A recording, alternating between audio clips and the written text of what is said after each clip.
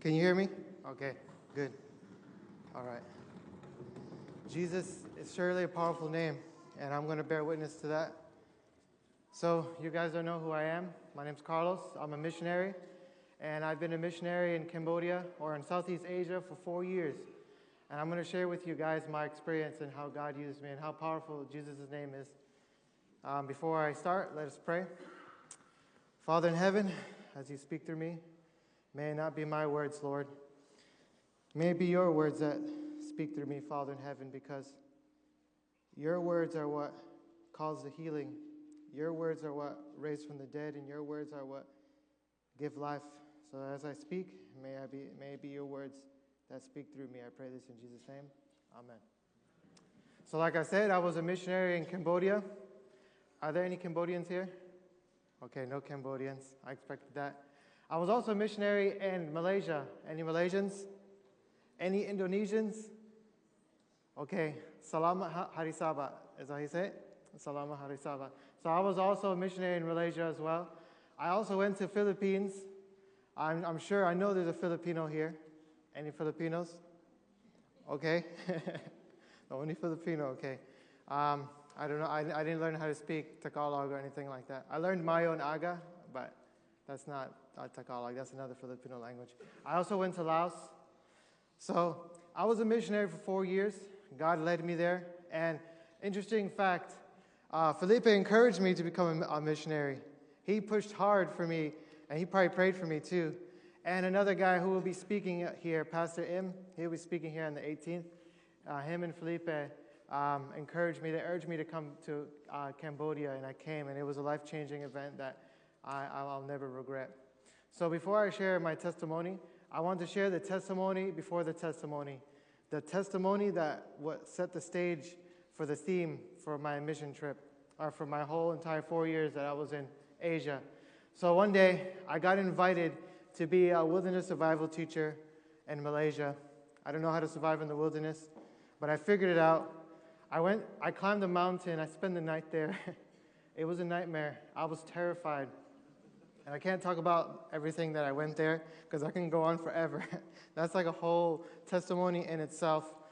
I used everything that I learned on YouTube in that mountain, and 80% of what I learned didn't work. And so I slept there without a fire. My shelter was not waterproof, so I was soaked in water. I was covered in ticks, so much mosquitoes that I was breathing them in. I was breathing in mosquitoes. I was getting bit like 100 times every 10 minutes. It was a nightmare. And there was orangutans there. I'm like, I hope orangutans are vegetarian, because if not, they're going to come and pull me out and eat me. Anyways, as I was there to teach wilderness survival, I wanted to learn everything that I could learn so I can be a good teacher. When I got there, I didn't know that people in East Malaysia were born surviving in the wilderness. So I didn't teach them. They taught me how to survive in the wilderness. Well, anyways, one day I went there, and the main speaker, it was an evangelistic series, the main speaker there and I and another guy, we went out to the jungle to go jungle trekking. We got lost. And he's like, okay, where are we? And we're like, I don't know. And he jokes, he said, you heard about the pathfinders? We're path makers. And he takes his machete, and he starts cutting through. And then he starts to get thirsty, and he's like, I'm thirsty, let me find some water. He finds this running water, and he says, oh, my daughter told me, he had an adopted daughter from Malaysia. He's from America. He's like, my daughter told me not to drink this, that I will get sick. But this is the cleanest water that you will ever find. The next day, he was sick. I can hear him in the next room groaning in pain. And he was supposed to speak that day. And he was a strong guy, so I was like, he's gonna speak. And as people start to gather, he's not coming out. And then he's coming out of his house. He's like, Carlos, I'm not going to speak today. I don't think I'll be able to speak. And I told him, it's okay, I'll pray for you. He's like, can you speak for me? And I was like, yeah, sure, I'll speak for you. But then he said this, you get ready in 1 hour and 30 minutes. I'm like, right now? He's like, yes, get ready in 1 hour and 30 minutes. I got so scared, I ran to the jungle, I prayed. I said, Lord, I know you will be with me. Just like you were with me in the past, just like you were with those in the scriptures, you will be with me too. Finally, I went up there confidently. I looked at the people, though. There was hundreds of people. I was so scared, but I was like, I'm just going to do it. I preached. It was a nightmare. It was a failure. And I made a hut, a second hut. Finally, this hut was waterproof. It took me 2 days. I went in there and I prayed and I put together a sermon. I didn't sleep that night. I was like, if you ask me again, I'm not going to look like a fool again. I went up. He came out of his room in pain. He asked me, Carlos, I want you to speak. I'm like, I'm ready. He's like, you got your notes? Yes, I'm ready. I go up there. I was like, I'm ready, guys. I've been preparing for this. I open my notes. I can't even read what I wrote. I'm like, oh no, this is a nightmare. And it was such a nightmare. I can look in the crowd. I can see the congregation's disapproval, nodding their head. There was one guy literally nodding his head. And then to make it even worse, the main speaker heard me speak. He heard something that he didn't agree with, and then we debated. I didn't want to debate. My emotions were all over the place. And he debated, and he utterly disturbed me in this debate that they recorded on a podcast that they said would have 10,000 views, because he made me look like such a fool that the guy who recorded this podcast was like, this is a good podcast. 10,000 people are going to listen to this. And I'm like, yeah, that's good for you, but not for me. 10,000 people are going to see how much of a fool I was. I felt so broken vessel. I went to my hut. And I'm not ashamed to say this, but I cried. I said, Lord, maybe you didn't bring me here. Maybe my heart brought me here. Maybe I was led by my feelings. I started even doubting that God even brought me to the mission field, because I thought, how could God not use me? Something is wrong with me. And this is why I titled this message, Broken Vessel, because I felt so broken. The next day I had my devotional, and I came across 2 Timothy chapter 2, verse 20. If you want to go there, you can go there. I'll paraphrase it. But it goes to say that, and 2 Timothy verse 2, verse 20, that God has a vessel of honor, and he has a vessel of dishonor. And so I thought, I must be a vessel of dishonor. This is why God allowed me to fail. This is literally what I thought. I must be the fool that makes everyone look good. Maybe that's me. Maybe that's my purpose. And so, but I read another Bible verse, Isaiah 60, verse 1 and 2. I made this bed, this bamboo bed. I only used a machete to build all these things. I didn't use anything else, just a machete. And I made a bed, and I laid on my bed, and I opened the Bible, and I came across Isaiah 60, 1 and 2. And it starts with, arise and shine, for the light is come, for the glory of the Lord is risen upon thee. And then he says, for behold, the darkness shall cover the earth, and gross darkness the people. But it says, the glory of the Lord has risen upon thee. I can't remember how the verse 2, but you can read it. But when I read that, I was so fallen. I felt like I fell so far from God because of that moment that happened to me.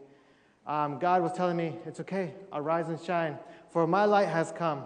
And you know what God's light is? The light that Adam and Eve were covered with? It was God's glory, his character. And that was God's purpose of doing what he did, was so that his character can shine through me. So, it's off. Sorry, guys.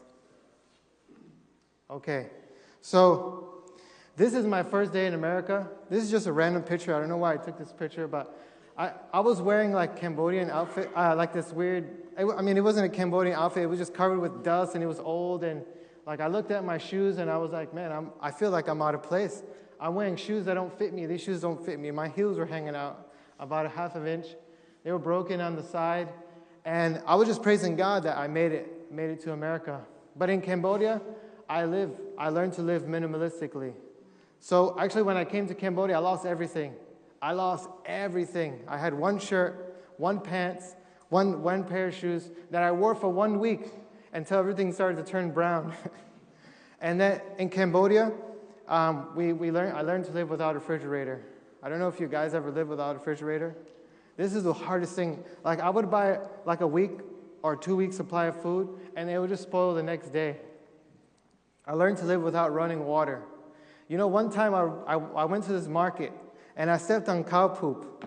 I'm like, oh no. My whole foot had cow poop on it. I was like, let me go wash this off. I looked around, there was no water. I was stuck with cow poop It dried on my feet and everything. And no electricity. If you guys have trouble sleeping, go to Cambodia. You will sleep like a baby. Maybe in the beginning, it will be hard for you, but you'll get adjusted to it. I promise you, you'll sleep like a baby. And you'll also wake up every day at 4 in the morning because the chickens will wake you up. I had a bed like this. This was my bed. I would take this with me. You know the paralytic, when he carried his bed, he probably carried something like this. He didn't carry a big mattress that we have in our house. Yeah, you roll it up and you take it with you. That's what I had as my bed. And there's one thing we didn't have that you guys had here, that you guys fought for during COVID. Toilet paper. We didn't have toilet paper. When COVID came, that was never a problem for us. We didn't even have it. So this is me. I used to have long hair. I had my hair for many years. This is my first day in Cambodia. That was the shirt that I wore for a week until it turned brown. It said Sunset Beach Bum, and I started to look like a bum after a week. My shirt started to get long for some reason. It started to get holes. And but anyways, yeah, look at how big I am. I want you to focus on this because I'm going to show you the next picture. It looks like a different person, but look at my neck, look at my shoulders. So when I came to Cambodia, with only one ability. Actually, I only had one ability even before I came to Cambodia, and that was the ability to cut trees down. And so one day I was climbing a tree, and I dislocated my rib, and I couldn't climb anymore. Actually, I used to wrestle with Felipe, and I went to his gym, and I was wrestling a little Asian guy, and he dislocated my rib. And then I re-dislocated it when I started climbing, and I thought, I can't do trees anymore. And so when the opportunity for me to go to Cambodia came, I was like, at least I don't ever have to do trees anymore. And so I came to Cambodia, and I'm like, yes, I'm going to live life like Jesus did. I meet the guy who I'm going to be working for, and he asked me this question. He's like, first he says, oh, I'm so glad you're here to help us. And then he says, I hear you're a tree surgeon. I was like, oh, no, please, I don't like where this conversation is going. He ended up putting me in charge of all the trees of his campus, 44 acres of his campus. He made me the tree guy. The thing that I tried to run from, God used in the mission field. That's how I started my mission field. And I did that for 3 months. And then the opportunity for me to teach came.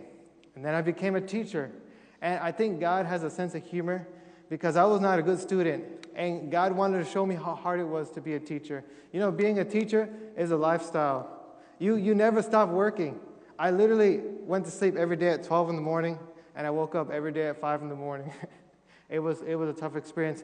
And then I went to Malaysia. I learned medical missionary, and that was very useful in Cambodia. And then I learned one thing. If there's one important thing that God taught me there, it's to die daily, or to humble myself, or to empty myself. And then I almost physically died too many times in Cambodia. So like I said, look at this picture. Look at it carefully. And I'm not ashamed to share this picture because what God has brought me out of, boom. Look at this. Look how different they look. Look at my neck. So skinny. So I lost so much weight. In this picture, and this is actually a picture that I took from a video that I took of myself. At this point, I literally thought I was dying. So I had pneumonia, and I started coughing out blood. I tried to ignore it. I kept saying, God will bring me out of this. I know this is going to end. But then my health started getting worse and worse. I got pneumonia. I didn't sleep for 5 days straight. Every nighttime, I would dread the nighttime because at nighttime it was the worst. I would walk around praying around the rice fields while the mosquitoes were biting me, but I didn't care. I was like, I'm so much in pain. I didn't care that the mosquitoes are biting me, and I'm praying. I told God, I don't want to fight anymore. Just take my life. I want to die. I kept praying, Lord, if it's your will for me to die, just take me right now. I can't endure it. I can't handle this pain anymore. I thought I couldn't endure it, but God, he thought something else. He had another plan for me. I had pneumonia, but it doesn't end there. I also got food poisoning. I wasn't eating much. Finally, I ate some bread, but the bread was contaminated, and I vomited like 6 hours straight. I became so dehydrated that I fainted on an ant's nest, and the ants came up, the fire ants, and they're more fiery than the ones you find in America. For some reason, everything is 10 times worse in Asia. and they started biting me, and my body was already kind of numb because I was lightheaded and dizzy, but I can feel these pins and needles, and I'm like, what am I doing? I felt like God was telling me, what are you doing? Letting these ants bite you, get up. And I'm like, what am I doing? I got up, wiped the ants off, I went to my bed, and finally the church came. They ended up helping me. I felt better. But the next day I started to feel pain in my back. And the pain became so severe I couldn't get out of bed. And when I got out of bed, I couldn't stand up straight. I was literally like this. I had one bamboo with my right hand, and I had another bamboo with my left hand, because the kids would come and try to jump on me, and I would whack them with the stick. Yeah, it was pretty painful. And then the pain got even worse, and I got these contractions in my back that caused me to fall down on my knees. And I'm like, okay, I give up. I'm going to the hospital. I was scared to go to the hospital. I thought I was going to die there because the hospital system, all that stuff there is all messed up. It's all corrupt. They see someone with my color skin, they just want money. They don't care about anything else. They just want to take your money from you. But I went there. I got a, what's that stuff? When a pregnant girl is pregnant and they do a, what do you call it? Sonogram or ultrasound. They did an ultrasound. They found that my kidneys were dilated because I had kidney stones. I had an infected kidney. I had kidney stones, affected kidney. I had pneumonia and food poisoning. I don't know if they found anything on that. And then I had parasites in my liver. I did a CAT scan. They saw my whole body. They saw some stuff in my liver. They're like, you have parasites in your liver. And later that day, I slipped this disc in my back. So I was all kinds of messed up. And in this picture, all that came together at once, and I fell down. And this is what I said in the video, or as I was praying. I said, Lord, I said, sorry, I failed everyone, and sorry, I failed you, God. And I said, God, if me dying brings more glory to you, then please take my life. But I thought, God is not doing this to me. God is allowing it, but he's not the one that's doing it. Satan is doing it. And if Satan is making me suffer, I'm going to make him pay for it. I can't do anything to him, but I can pray like never before, and I can read the Bible like never before. And that's what I did, 3 hours every day. I couldn't function unless I spent 3 hours with God every day, because Satan really wanted to destroy me. In fact, I learned that God allows this because it's for our own good. And if received in faith, the trials that seem so bitter and hard to bear will prove a blessing. This is Sons of Daughter, page 302-04. It says, the cruel blows that blight the joys of earth will be the means of turning our eyes to heaven. I like this one right here. How many there are who would never have known Jesus had not sorrow led them to seek comfort in him. You know, sometimes God allows troubles and afflictions to come our way because he wants us to seek his face. And then it goes to say, the Lord will work with those who put their trust in him. Precious victories will be gained. Precious lessons will be learned. Precious experience will be realized. Christ lifts up the contrite heart and refines the mourning soul until it becomes his abode. You know, we're already all types of messed up, but sometimes we don't realize it until trouble comes our way. And it's like, God, why you letting all these things happen to me? These things are already in your heart. You know, when troubles come your way, God reveals your heart. And sometimes we can't see it until these troubles come. And that's exactly what God allowed to happen to me. He allowed these troubles to come my way so he can reveal my heart so I can come to him. And as you can see now, I'm better. I'm not suffering like this anymore. So this is my house. This was an abandoned church that I ended up living in. This is during COVID, and I put this green mesh around it, but it was an illusion. It was to keep the chickens away, and it was for privacy, but it was see-through, and it was definitely not chicken-proof. It was not rain-proof. When it rains in Cambodia, like I said, you say, we hear everything's bigger in Texas. I think the only big thing here is probably tornadoes. They don't have there, but literally everything is bigger there. The normal things in America are like 10 times larger. Like the animals, the food, and the storms, they're insane. Like, you literally think there's a tornado coming, but it's just a normal wind. But when it rains, you get wet there. You just have to find the spot in the house where you're not going to get as wet, but you're going to get wet. All my stuff got wet. All my stuff got destroyed. I lost everything. It was not snake-proof. You know, there was a snake near my house, bigger than most of you here. It was taller than me. The chickens were like trying to get it. Now they were trying to warn us that there was a snake there. So there's something good about chickens. That's probably the only good thing about is that the snake will kill them before it comes to you, so you can plan ahead of time. And I had rats. My house was not rat. Of course, my house was not rat-proof. You couldn't keep food around. But I had 5 cats. I ended up raising some cats that I really didn't want because they would poop everywhere, and I just didn't want cats. But I raised these cats because they would kill the rats. They also killed chickens too, and I had to pay for that. But they would kill the rats, and then they would take the little foot of the rat and put it on my bed. I'll lay in my bed. Oh, what is this? It's a rat's foot. I don't know why they did that. And then and sometimes I would be gone for like 15 minutes. I'll come back. I'll see all these animals in my house, and then the ducks will start dancing on my dishes. I don't know why they dance on my dishes, but they would literally dance on my dishes. So, like I said, I was a teacher. So this is probably not even a tenth of my students. I taught grade 8, 9, and 10, about like 60 students. And yeah, it was tough. I had bad students. I had students that I almost got in a fight with.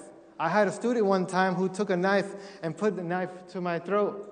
And she didn't know that I was crazy, so I was like, go ahead, push on the back of the knife. No, yeah, just push it, go, do it. You know what happened to her the next day? She broke that same arm that she threatened to stab me with. I wanted to be like, see, that's what happens when you try to threaten God's people, but I didn't say that. I just left it alone. I was like, hey, what happened to your arm? Oh, I broke it. I was like, oh, yeah. Yeah, I know. I know God has my back. But you shouldn't egg people on to do evil things. Anyways, yeah, I was a teacher, and I did some preaching as well. This was an evangelistic series for high school, so I had my translator with me. It was called How to Be a Faithful Youth. It was one of my best. I didn't fail at this one. I was overly prepared for this one. God was with me in this one. It was a success. And I did something else that it's not normal for missionaries to do, or maybe it's normal. I pulled some teeth. And this is not staged. I'm using I think it's called the extractor or exact. I don't know. I forgot what it's called. Extractor. I'm removing the ligaments and the gums away from the tooth before I pull it. And this was her last tooth. I pulled this lady's last tooth. They're like, I'm actually standing watching them, and I'm like, oh, that's how you do it. This lady comes, and she's like, oh, doctor, can you pull my tooth? And I'm like, oh, I don't know. I never did this before. And the lady was like, no, it's okay. I'll explain the process. And I was like, I can't tell this lady I'm not a dentist. I'm just going to pull her tooth. I saw the long line of people, and they were like, there's no way we can help all these people unless you help us. And I pulled her last tooth. And she said, doctor, help me. I was like, say no more. Pulled her tooth. I did something else. I don't know. Felipe, should I tell him the next thing I did? Or should I keep it a secret? Okay. I did surgeries. I was pulling teeth, and I heard the sound of people screaming and crying. I'm like, what is going on? I walked in there. As soon as I walked in there, the doctors there wouldn't let me leave. They were like, no, we need your help. You're from America. You must be educated. You must be a doctor or something. And I was like, no. He was like, you're in the Philippines. The only one way you can be here is that if you have money, you're rich, you're educated. And I was like, I have no education. And he was like, well, do you know how to do surgeries? I was like, I've never done this before. He's like, it's okay. He's like, we need your help. We're so understaffed. The doctor was so tired. He woke up early in the morning before the sun came up, and he was working even after the sun went down. They weren't drinking water. They weren't eating food. They were just doing surgeries all day long. And they were like, I need to take a break. Carlos, can you take over? And he instructed me on how to do my first surgery, and I did 4 surgeries. So do you guys want to know what kind of surgery I did? Yes. Raise your hand. Okay. And then no. Okay. So I did circumcisions. So that makes me a rabbi, right? I'm a rabbi now. So during this time, they were calling me doctor. Doctor, can you help me, doctor this, doctor that? I just played along. I was like, put on the jacket. I was like, yeah. Oh, yeah, that's easy. I can do that. So yeah, I did 4 circumcisions, and it was scary, but God was literally with my hands. I was thinking how, I came to the mission field. I never imagined that I would be doing circumcisions, but I did it, and God used me. I did something else far more amazing than circumcisions and pulling teeth, and health is the right hand of the gospel. It's really important.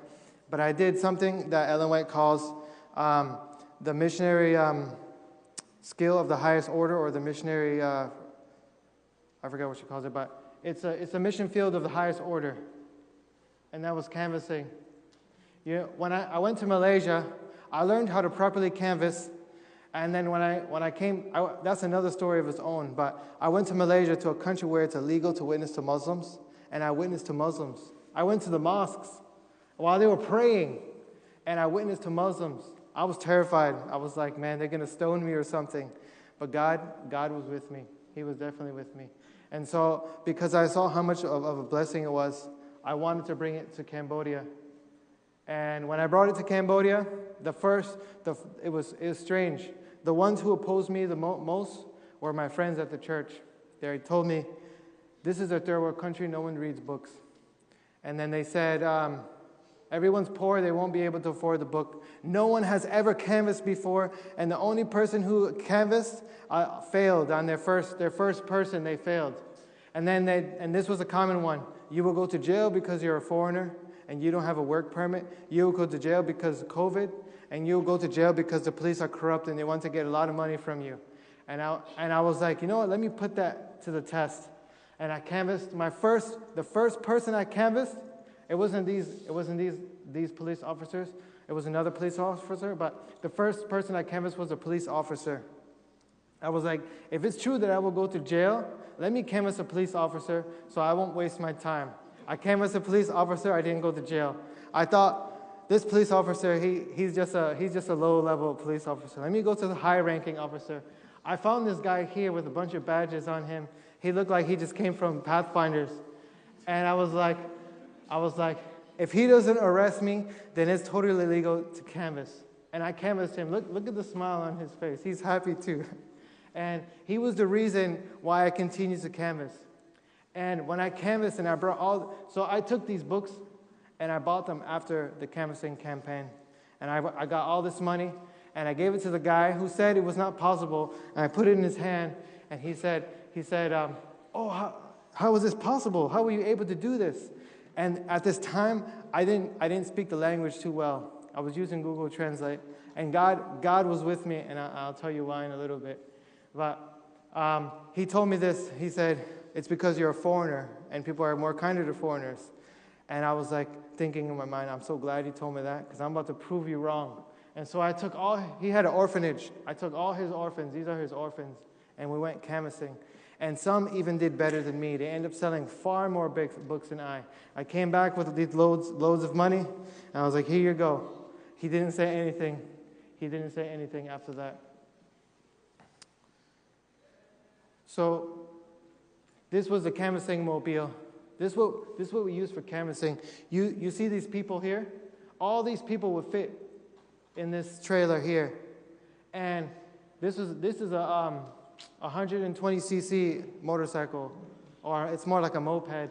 And when I would hit a speed bump, I would just fly off that thing because the weight of the people would catapult me. One time, they catapulted, I hit not a speed bump, but a pothole. Like there's so much potholes there, it's like you're on Mars.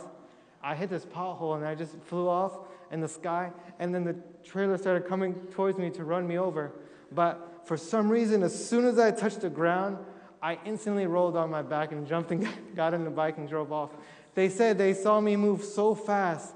They were surprised how I was able to touch the ground and bounce up. God was definitely with me. And you can see it's covered in mud. We would get covered in mud all the time. We use those. Oh yeah, those are mats. We sleep on that. We use that to cover ourselves from the mud. But I wasn't covered from the mud. I was constantly getting hit with the mud, but all for the glory of God. So these are my greatest of canvassers. The girl in the front, she actually later became the canvassing director in Cambodia. We ended up canvassing together, and I would compete with her, and she would always beat me. She was so good at canvassing. She was making like $20 an hour from canvassing. And to get an idea how much money that is in Cambodia they make $200 a day. A man will make $250. A woman would make about $200 a day. So when I first started canvassing, like I told you, I didn't really speak the language well, so I used Google Translate. But I would sell my books every day. And so when I started taking canvassers, and they were like, Carlos, what do you say? I want to know the words you say so we can canvass. And I was like, this is what you say. And they were like, they started laughing. I'm like, what? I was like, we don't understand anything you're saying. I was like, what? I was like, but the people are buying my books all the time. What do you mean you don't understand? And they started laughing. They were like, we don't know how they were buying your books, but we don't understand anything you're saying. They ended up actually correcting me on how to present myself properly. But I have two theories. God gave me the words to say, or maybe the people just felt so bad for me. They were like, I don't know what this guy is saying. Let me just give him money and take his book. Anyways, this girl right here, she was a foster child. It's crazy that sometimes the people who go through the most affliction are the most joyful, especially when they finally come to the Lord. Like the Bible says, those who are forgiven much are the same love much. She was abused at home so severely. Her dad almost physically killed her. He beat her up with a stick until he knocked her out. Her dad was a killer. He was an ex-serial killer in the Khmer Rouge. I don't know if you can look it up, the Khmer Rouge. He was 12 years old when he started killing people. He was forced to kill people. And then it just destroyed his mind. And when he grew up, he tried to kill his own daughter. And the mother saw that, and she's like, I need to give my child away before he kills her. And she gave her away to an orphanage, and they abused her there too. She had to dig through trash cans to survive. She just had a horrible life. Finally, she got into an orphanage that was a Seventh-day Adventist orphanage, and she came across her first missionaries. She met these missionaries, and she told me this. She was sharing her story with me. She says when she saw these missionaries, she didn't think they were people. She literally said she thought they were angels. She was like, people can't be this kind. People can't be this loving. People can't be this gentle and sharing, because how she grew up. And that's my encouragement to you guys, that you guys be a missionary, whether it be anywhere in the world or maybe in Cambodia, or so that you can be angels for these people. So before I left Cambodia, I was so sick. I was praying every day, and I was asking God, Lord, I'm so sick I can't work anymore. I can't even get out of my bed. Should I go to Cambodia? Should I go home, or should I stay in Cambodia? But there was one more mission I had to do before I came to Cambodia, before I came to America, and it was plant this church. You can see the before and after photo. I remember one time I got invited to speak at this church, and I looked up on the GPS, Seventh-day Adventist Church, and the village is called Koktrak. And it's actually showed up on the GPS. When I got there, I saw this building that was abandoned, and there was human waste and pig waste in there. And I went in there. I was like, wait a minute, this can't be an Adventist church. I found out the church was abandoned for about 7 years, and I felt so heartbroken by this. This church was actually a proverb. Many people who drove by made fun of it. They talked down the Seventh-day Adventist church. I told the church members, you can't let them do this to you guys. You need to build up a new church. And they said, we tried, but we're poor. We can't do anything. But I met one guy who wasn't going to give up. I visited his house. I'm not even lying. His house was worse than this church to the left. And he was willing to sell all his land so he can build a church. And I told him, you can't even take care of yourself. How are you going to build a church? I was like, no. Instead, I'm going to make a YouTube video, and I'll see where it goes from there. I made this video. I only got like 100 views. But then someone contacted me, and they gave me the first donation. They gave me $1,000. I was so happy. I took the money. I was like, I got $1,000. Let's get started. He was like, He's like, no, we need $10,000. I was like, I thought you said $1,000. He's like, no, I said $10,000. I didn't understand him at first. And I was thinking, God will provide. And I said, start building the foundation. He's like, no, I don't want to start until I get all the money. I was like, no, start the foundation. He's like, but if we just have a foundation as a church, people are going to laugh at us. I was like, no, God will provide. He started a foundation, and then donations started to come left, right, and center, all over the place. And then a donation came from 2 random German guys who are not even connected to the church whatsoever. They just randomly so happened to walk by, and they saw people building, and they're like, what are you guys doing? And the guy shared his story, and they gave him a donation. And they raised $10,000 to build this church. And so when I see this church, I actually see myself. This is why I didn't want to stop until the church was complete. Just like God doesn't want to stop working in your life until His image is complete in you. So remember when I said in 2 Timothy verse 20, when I read that verse, how God says he has a vessel of honor and then of dishonor. When I read that verse actually discouraged me because I didn't read the whole verse. You know, when we read the Word of God, we have to read the whole context. And so I read verse 21. It says, but if you purge yourself of these things, God wants you to be a vessel of honor. And when I read that, I was like, wait, I'm a vessel of dishonor because I choose to be.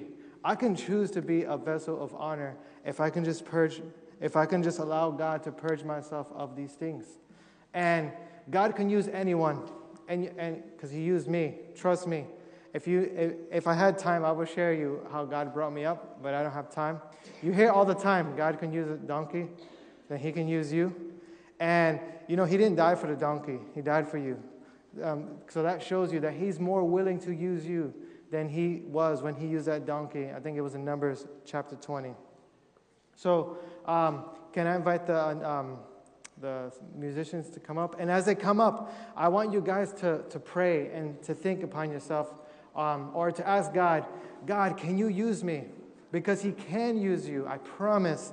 Not because you're amazing or not because you're low, but because God is amazing. And His thoughts are higher than our thoughts, and His ways are higher than your ways.